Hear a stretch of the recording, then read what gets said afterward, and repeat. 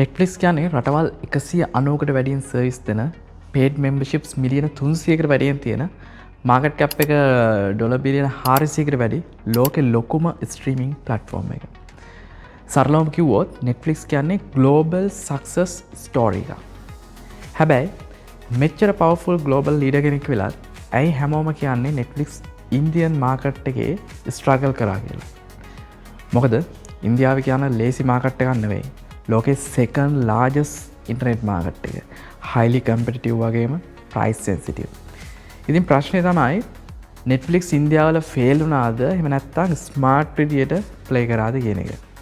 ඉතින් ඔයාත් film, content creation, art වගේ creative industry එකේ අලුතින් නිර්මාණ කරන කෙනෙක් නම් ඉන්දියාව වගේ market එකකදී Netflix වගේ දැවැන්ත company එකක strategy ඔයාට ගොඩක් වැදගත් වෙන්න පුළුවන්. මොකද මේ ඉන්ඩස්ට්‍රි එක ඉන්ටර්නෙට් එකත් එක්ක ස්කේල් කරලා මුළු ලෝකෙට මුණත් යන්න පුළුවන් පොටෙන්ෂල් එකක් තියෙන ෆීල්ඩ් එකක්. ඒ නිසා මේ ඉනෝවේෂන් ස්ටඩි එක අවසාන වෙනකම් බැලුවොත් ඔයාට පුළුවන් වෙනවා ක්‍රියේටිව් ඉන්ඩස්ට්‍රි ෆීල්ඩ් එකේ ඔයාගේ බිස්නස් එකකට අදාළ ලොකු ප්‍රශ්න කිහිපයකට උත්තර හොයාගන්න. මොකද ඉනෝවේෂන් කියන්නේ ටෙක්නොලොජි ෆීල්ඩ් එකේ විතරක් දෙයක් නෙවෙයි. ඒක ආර්ට් ෆීල්ඩ් එකෙත් තියෙනවා. ඒ වගේම තමයි කොපිරයිට් කියන්නේ මොකක්ද සහ මේ ෆීල්ඩ් එකේ ඉන්නකොට ඇයි ඔයා කොපිරයිට් ගැන දැනගන්න ඕන කියන එක අපි කතා කරමු. ඉස්සෙල්ලම බලමු Netflix කොහොමද පටන් ගත්තේ කියලා. 1990 ගණන් වල media and entertainment industry එක තිබුණේ DVD rental model එකක් විදියට. ඒ වෙලාවේ market එකේ leader වුණේ Blockbuster. මිනිස්සු DVD store වලට ගිහින් movie rent කරගෙන එන්න ඕන. ඊළඟ මේ return කරන්න අමතක වුණොත් fine එකක් ගෙවන්නත් ඕන. Netflix ඒ ප්‍රැක්ටිකල් ප්‍රොබ්ලම් එක දැක්කා. අන්න ඒක නිසා තමයි Netflix DVD mail delivery model එකක් විදියට පටන් ගත්තේ. ඊට පස්සේ 2000 මුල් කාලෙදී Netflix digital media සහ online streaming field එකට මාරුණා. හැබැයි අර Blockbuster company එකට ඒ වෙනසට adapt වෙන්න බැරි වුණා. පරණ business model එකේම ඉඳලා අවසානයේ market එකෙන් ඉවත් වෙන්න වුණා. ඉතින් අද වෙද්දී Netflix කියන්නේ ලෝකෙ ලොකුම digital entertainment platform එක. ඒ වගේම තමයි original content produce කරන දවන්තම platform එක. Hulu, Disney Plus, Prime Video වගේ company වලින් එන ලොකු competition එකක් තිබුණත් Netflix මේ level එකට ආවේ distributor කෙනෙක් විතරක් නොවි තමන්ගේම content create කරන්න පටන් ගත්ත නිසා. Squid Game, Money Heist, The Last Kingdom, Red Notice මේ වගේ සීරීස් මේකට හොඳ උදාහරණ. ඉතින් මෙතන තියෙන වැදගත්ම දේ තමයි Netflix කම්පැනි එක මෙච්චර දියුණු වෙන්න හේතුව මොකක්ද කියන එක. පළවෙනි දේ early trend creator and risk taker. Netflix කියන්නේ trend එක follow කරන කම්පැනි එකක් විතර නෙවෙයි. trend එක create කරන කම්පැනි එකක්. අලුත් idea try කරන්න බය නැති risk taker කෙනෙක්. ඒක නිසා තමයි DVD rental business එකෙන් පටන් අරගෙන streaming වලට ගිහින් පස්සේ ඔරිජිනල් කන්ටෙන්ට් ප්‍රොඩියුස් කරන ප්ලැට්ෆෝම් එකක් දක්වාම මේ Netflix හැම ෆේස් එකකම චේන්ජ් එක ලීඩ් කරලා තියෙනවා. දෙවෙනි දේ තමයි heavy investment in original and exclusive content. Netflix company එක වෙන ප්ලැට්ෆෝම් වල කන්ටෙන්ට් වලට විතරක් ඩිපෙන්ඩ් වෙලා නැහැ. තමන්ගේම ඔරිජිනල් exclusive content create කරනවා. ඒ නිසා කස්ටමර් කෙනෙක්ට ඒ කන්ටෙන්ට් එක බලන්න Netflix එකටම එන්න වෙනවා. තුන්වෙනි දේ global scale with local content strategy. Netflix තවත් රටකට expand වෙනකොට ඒ රටේ audience එකට ගැලපෙන විදියට content strategy එක හදනවා. Telecommunication partnerships, device partnerships, advertising partnerships, local studios partnerships, directors ලා සහ producers like collaboration මේ හැම එකක්ම එකේ කොටසක්. මේ වගේ දේවල් customer acquisition එකට සහ content reach එකට උදව් වෙලා තියෙනවා. හතරවෙනි දේ data driven personalization and recommendations. Netflix user behavior එකට අනුව content recommend කරනවා. ඔයා බලපු titles, skip කරපු content, watch patterns එක වගේ data භාවිතා කරලා personalized experience එකක් දෙනවා. පස්වෙනි සහ වැදගත්ම දේ strong IP based business model. Netflix කියන්නේ copyright, trademark, patent වගේ intellectual property වලින් පිරුණු business model එකක්. Original films, TV series, scripts, musics, posters, thumbnails මේ වගේ creative works copyright වලින් protect කරනවා. සරලම් කිව්වොත් කොපිරයිට් කියන්නේ ක්‍රියේටර්ස්ලාගේ ඔරිජිනල් ලිටරරි සහ ආටිස්ටික් වර්ක්ස් ප්‍රොටෙක්ට් කරන රයිට් එක. මෙතන වැදගත්ම පොයින්ට් එක තමයි කොපිරයිට් ප්‍රොටෙක්ට් කරන්නේ අයිඩියා එක නෙවෙයි. ඒ අයිඩියා එක ප්‍රකාශ කරපු ආකාරය. ඒ කියන්නේ එක්ස්ප්‍රෙෂන් එක. උදාහරණයක් විදිහට ඉර බැහැගෙන යන අහස කියන අයිඩියා එක නෙමෙයි. ඒ අයිඩියා එක ඔයා පේන්ටින් එකකින් හරි ෆොටෝග්‍රාෆ් එකකින් හරි ප්‍රකාශ කරපු විදිය. ඒ නිසා වෙන පුද්ගලයෙකුට උනත් වෙන ආකාරයකින් ඒ අදහසම උනත් ප්‍රකාශ කරන්න පුළුවන්. හැබැයි මේ අයිඩියා සහ එක්ස්ප්‍රෙෂන් කියන දෙක වෙන් කරලා අඳුර ගන්න එක ගොඩක් සංකීර්ණ දෙයක්. මේකට කියනවා අයිඩියා එක්ස්ප්‍රෙෂන් ඩයකොටොමි කියලා. ඒ වගේම ක්‍රියේටර් කෙනෙක්ට කොපිරයිට් වලින් රයිට්ස් දෙකක් හම්බ වෙනවා. එකක් තමයි moral rights අනිත් එක economic rights. moral rights කියන්නේ මේක මගේ නිර්මාණයක් කියලා ඕත විදියට පෙනී ඉන්න තියෙන අයිතිය. ඒ වගේම නිර්මාණය විකෘති කරනවා නම් ඒකට විරුද්ධ වෙන්නත් තියෙන අයිතිය.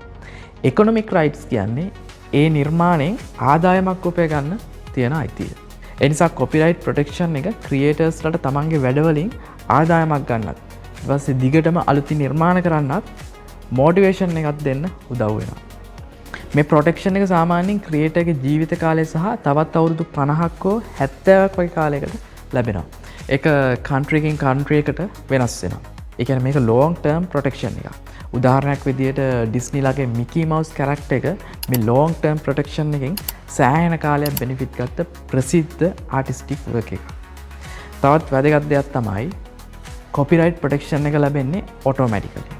ඔයා නිර්මාණයක් කරපු එකම ඇති කොපිරයිට් වලට එලිජිබල් වෙන්න. රෙජිස්ටර් කරන්න අනිවාර්ය නැහැ. හැබැයි ලීගල් ඩිස්පියුට් එකක් ආවොත් රෙජිස්ට්‍රේෂන් එක එවිඩන්ස් එකක් විදියට තියෙන එක යූස්ෆුල් වෙන්න පුළුවන්. ඒ නිසා සමහර රටවල් වල කොපිරයිට් රෙජිස්ට්‍රේෂන් සිස්ටම් එකක් තියෙනවා ඔයාලට පාවිච්චි කරන්න. ඒ වගේම බර්න් කන්වෙන්ෂන් එක යටතේ ඔයාගේ නිර්මාණය ඉන්ටර්නැෂනල් ලෙවල් එකේ ඔටෝමැටිකලිම ප්‍රොටෙක්ට් වෙනවා. ඊළඟට ට්‍රේඩ්මාර්ක්. ට්‍රේඩ්මාර්ක් කියන්නේ බ්‍රෑන්ඩ් එක අඳුරගන්න යූස් කරන නේම්, ලොගෝ, ස්ලෝගන්, සවුන්ඩ් වගේ දේවල්. මේකෙන් කස්ටමර් කෙනෙක්ට කම්පනීස් දෙකක භාණ්ඩ හා සේවා වෙන වෙනම අඳුරගන්න හැකියාව ලැබෙනවා. Netflix නේම් එක, ලොගෝ එක, ටඩම් සවුන්ඩ් එක මේකට උදාහරණ. ඊළඟට පේටන්ට්ස්. පේටන්ට් කියන්නේ ඉන්වෙන්ෂන් එකක් ප්‍රොටෙක්ට් කරන රයිට් එක. පේටන්ට් එකක් ගන්න නම් ඉන්වෙන්ෂන් එක novel, inventive සහ industrial applicable වෙන්න ඕන. Netflix content platform එකක් විතරක් නෙවෙයි. tech company එකක්. මේ graph එකේ තියෙන Netflix patent filing trend එක. මේ patent වලින් streaming algorithms, recommendation systems, content delivery optimization වගේ technological inventions protect කරලා තියෙනවා. ඉතින් සරලව කිව්වොත් copyright වලින් creative works protect කරනවා, trademark වලින් brand identity එක protect කරනවා, සහ patents වලින් technology සහ inventions protect කරනවා. හරි.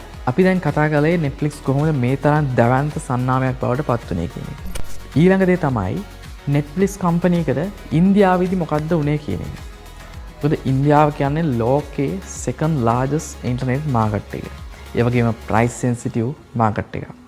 පොඩි price change එකකටත් මිනිස්සු react කරනවා. තවත් ලොකු ප්‍රශ්නයක් තමයි content piracy සහ copyright enforcement.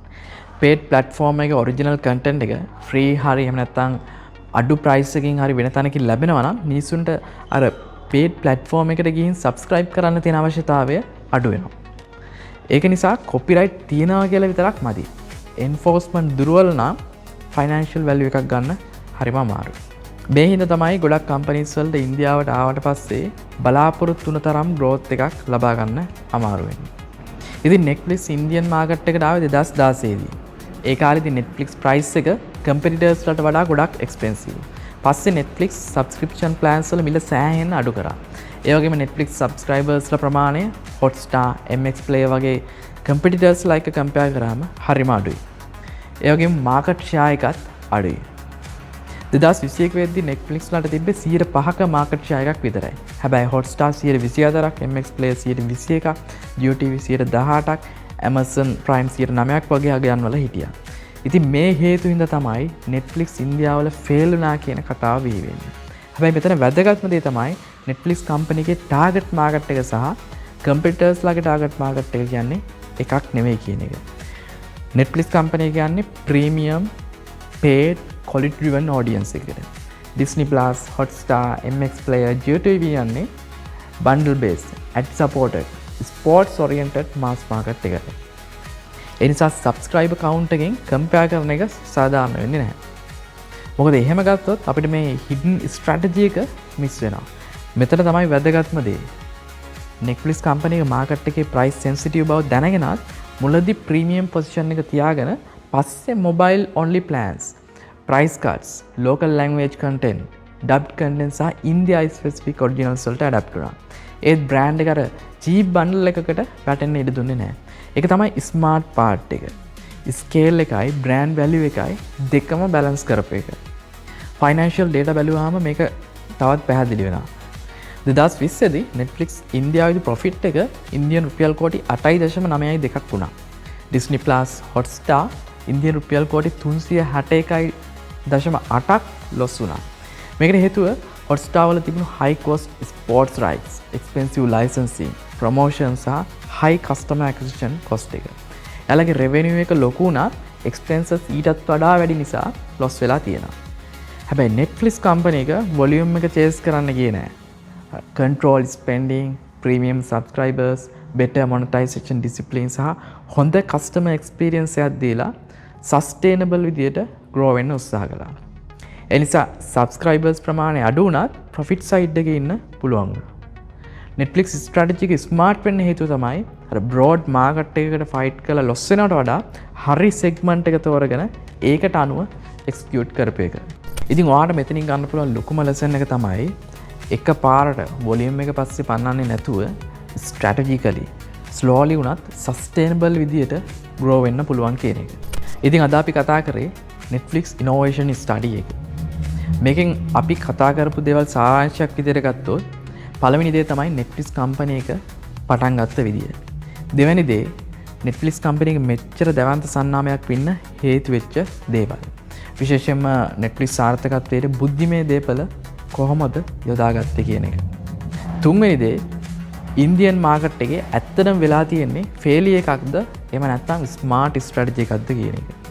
ඉතින් මේ දේවල් ඔයාගේ අලුතින් පටන් ගන්න හිතන් ඉන්න හරි කරගෙන යන හරි බිස්නස් එකට වැදගත් නම් ලයික් කරලා ෂෙයා කරන්න. මොකද අපේ රටේ තාම ක්‍රියේටිව් ඉන්ඩස්ට්‍රි එක ආශ්‍රිතව බිස්නස් ඩෙවලොප් වෙලා තියෙන ප්‍රමාණය සහ ඒ ගැන අවධානය යොමු වෙලා තියෙන ප්‍රමාණය සාපේක්ෂව අඩුයි. මොකද ආර්ට් ෆීල්ඩ් එකේ තියෙන පොටෙන්ෂල් එක තාම අපේ රට අඳුරගෙන නැහැ.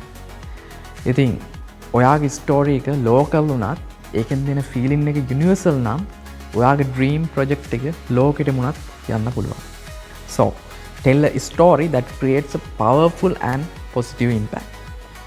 ඉතින් අද අපි කතා කරපු මේ innovation study එක ගැන ඔයාට තවදුරටත් අධ්‍යයනය කරන්න පුළුවන් Netflix growth challenges in India කියන මේ research paper එකෙන්.